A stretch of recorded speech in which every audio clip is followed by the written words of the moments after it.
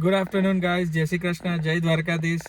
આજના નવા બ્લોગમાં તમારા બધાનું સ્વાગત છે એન્ડ આઈ હોપ કે તમે બધા મજામાં જ હશો. આજે આપણા બ્લોગની શરૂઆત કિયારાના ચાઇલ્ડ કેર સેન્ટરથી કરીએ છીએ. તમે જોજો ચાઇલ્ડ કેર સેન્ટરમાં આવી ગયો છું અને મેં જસ્ટ પિક કરી છે અત્યારે. આજે આ ટર્મ 3 ફર્સ્ટ ડે હતો એનો આફ્ટર બ્રેક. કિયારા, જય શ્રી કૃષ્ણ બેટા. કેવો રહ્યો દિવસ બેટા? How was the day? Good.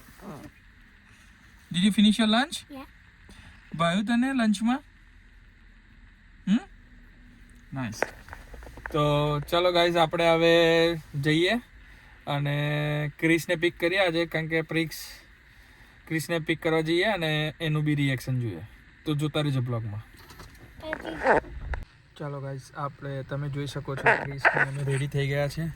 હવે ક્રિસનો ક્લાસ છે, તો અત્યારે આપણે ચાલો એને ક્લાસમાં ડ્રોપ કરવા જઈએ છીએ અને ક્લાસમાં જલ્દીથી ડ્રોપ કરીને આવી અને મળીએ છીએ. જો ગાઈસ, આપણે અત્યારે ફ્રેન્ડ્સના ઘરે ડિનરના ઇન્વિટેશન માટે આવી ગયા છે અને અત્યારે તમે જોઈ શકો છો આવી ગયા છે અમે ક્રિસને અમે ટ્યુશનમાંથી પિક કરી લીધો છે. તો હવે તમને હું બતાવીશ કે ડિનરમાં છે તો ડિનરમાં શું પ્રોગ્રામ છે, શું છે, કેવી રીતનું છે. તમે જોઈ શકો છો ઘરમાં બધા બેસી ગયા છે. તો જો આપણે મળીએ જલ્દી. હા હોય ક્રિસી, ગામ ઓકે.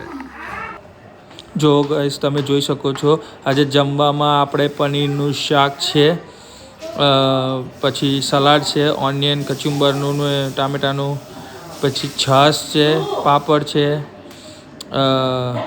એન્ડ દેન અથાણું, ચીઝ નાન. જો તમે બધા જોઈ શકો છો અમે બધા બેસી ગયા છે ડિનર કરવા માટે.